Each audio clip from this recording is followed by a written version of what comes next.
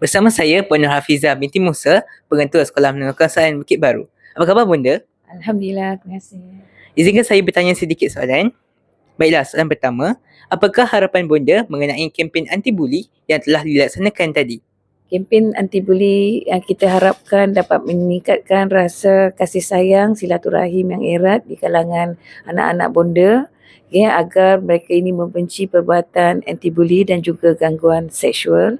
Yang mana sebenarnya program ini bonda harapkan dapat wujudkan satu kesan yang sangat mendalam di jiwa anak-anak bonda sebab kempen ini telah dimulai dengan pertandingan melukis poster terlebih dahulu sewaktu cuti Tahun Baru Cina.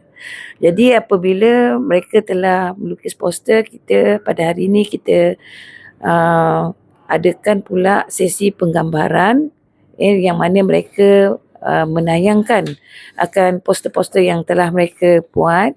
So dengan harapan itu bonda harap ia dapat menjentik dia punya jiwa supaya kasihkan kepada rakan-rakan dan menjauhi sebarang bentuk buli.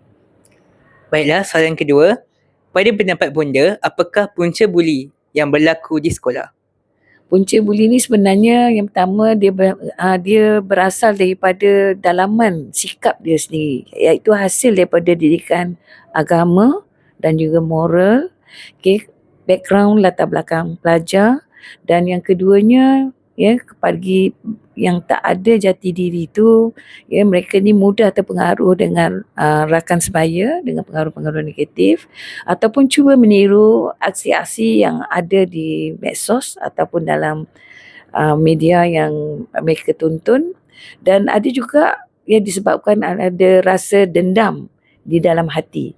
Dan yang paling penting, ada persepsi di kalangan anak-anak kita ni yang mengatakan buli itu gurau saja. Jadi sebenarnya buli itu bukan budaya kita, buli itu bukan gurauan. Hentikan buli, sekolah sejahtera, negara sejahtera. Baiklah, terima kasih Bunda.